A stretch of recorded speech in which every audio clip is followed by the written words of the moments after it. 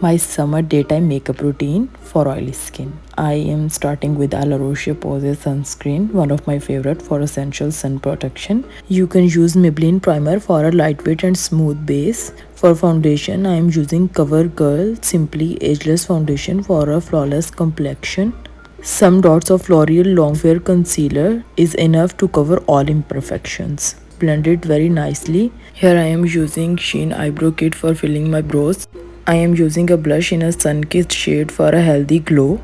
Then I am using my favorite Essence mascara to enhance my lashes. Then I will lightly apply Maybelline loose powder to set my makeup. First I will outline my lips with Rimmel lip liner and fill them in with Maybelline lipstick. And I love this shade.